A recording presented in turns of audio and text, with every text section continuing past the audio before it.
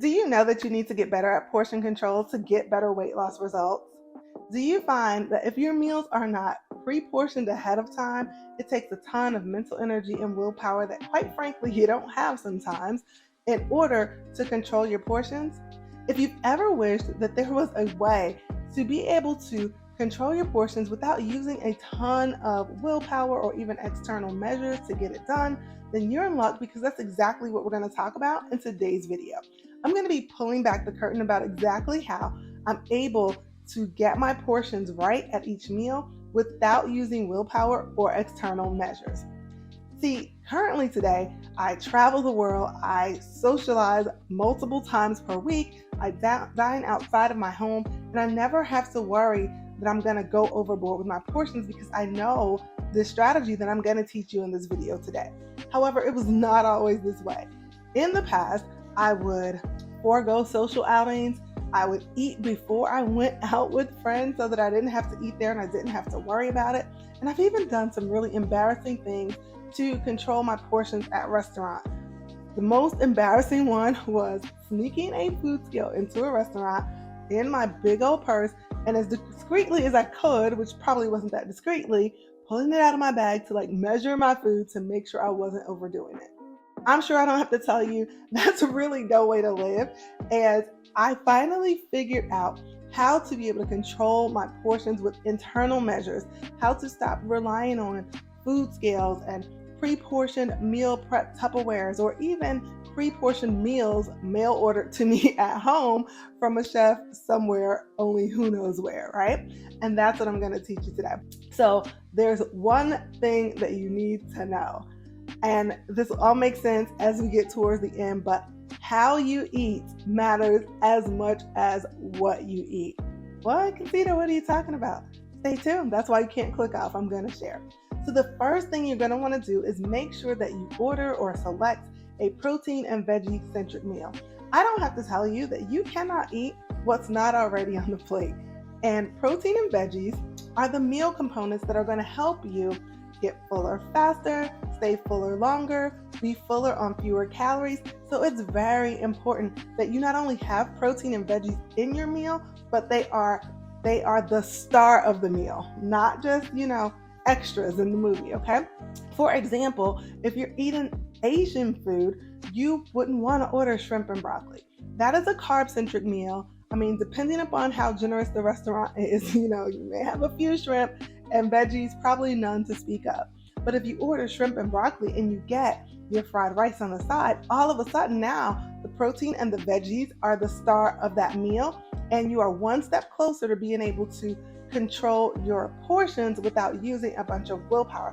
As a matter of fact, I talk a lot more about the importance of protein, veggies, and one other meal component in this video right here when I talk about how to lose weight without being hungry all the time. All right, enough for that tip. Let's move on to step number 2, because it's equally important. Step number 2 is include starch or fat with your meals.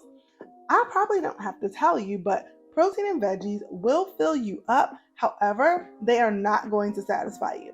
So if you have ever eaten in a way that was like a lean and green approach, chicken breast and boiled broccoli, tilapia and green beans, something like that, then you already know that you absolutely can get full on a meal like that, but you won't be satisfied. Even though your belly will be full, you'll find yourself playing peekaboo with the pantry at the end of the meal, because that meal lacks the components that give you that meal hit the spot feeling. And so the components that do that for you are your carbohydrates or your starches and your fat. I call them the satisfaction factors of each meal. So you want to be sure to include those in your meal. All right, step number 3. Here's the third thing that you need to do. Now that you have the right thing on the plate, you are much closer to being able to control your portions without external measures, but you're not there yet. So step 3 is get started eating the protein and the veggies first. I know it's our natural inclination when the food comes out, and the example of that Asian meal, you want to dive head first right into the fried rice.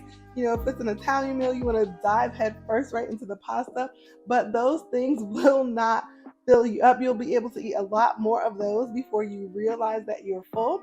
So instead of doing that, you want to get started with the protein and veggies first. So you're going to go ahead, in the case of that meal, and you're going to dig into your shrimp and your broccoli, and you're going to start there first. I've got more where this came from, but before I go on, let me know, do you have any hacks that help you control your portions without using willpower or without using external measures? If so, go ahead and share with me and the community below in the comments. All right, let's get on to step number 4. Step number 4 is, once you've gotten 25% of the way, and this is an estimate, please don't bring anything to measure. We are not going back to, the food scale and the purse, but estimate it. Once you've got about 25% of the way through your protein and veggies, now you're going to start to eat everything else. So this is your starches, your sauces, like whatever else is on the plate. Because here's what you've done. You've given yourself the gift of time. You already know that it takes a while for your belly to tell your brain that, hey, we're no longer super hungry. Hey, we're not starving. It's no longer an emergency. Food is available and it's coming in. It takes a while for that to happen. And so you get started eating with the foods, the protein and veggies, that allow you to feel fuller faster. And by the time your brain is starting to get the point that, okay, we're not starved, this is not an emergency, then you start munching on everything else. So I'm not suggesting that you have to eat your meals like a toddler where you're like, okay, I'm going to eat all my chicken and now all my broccoli and now on my rice. I realize that most adults do not enjoy eating that way. However, you are going to give yourself a little head start, if you can think of it that way, with the protein and veggies before you start incorporating the starch and everything else. All right, so now this is the 5th and final tip. I would say that it was the most important, but honestly, they all build on each other. But if you stop short of this tip, then everything else you just learned won't be as powerful as it could be. And the 5th one is, this is a commitment, okay? We're going to maybe do a pledge at the end, but stop when you no longer feel hungry. So all of the tips in the world won't work if you don't make a commitment to not stuff yourself. I know that sounds strange, but many times we think that a strategy will be the silver bullet, the magic bullet that will help us get the results that we want.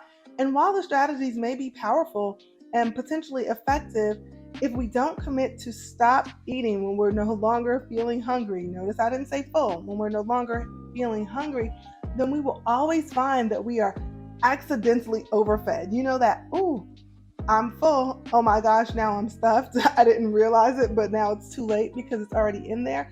That's the scenario that we are working to avoid. That's why when you are no longer hungry, you're going to go ahead and stop eating.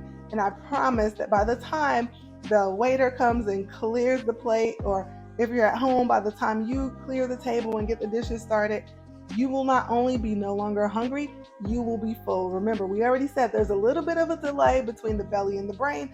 So you want to give yourself that room for the brain to catch up with the belly without ending up overly stuffed or overfed. So I promised that this was a powerful strategy, and now I'm going to give you a disclaimer.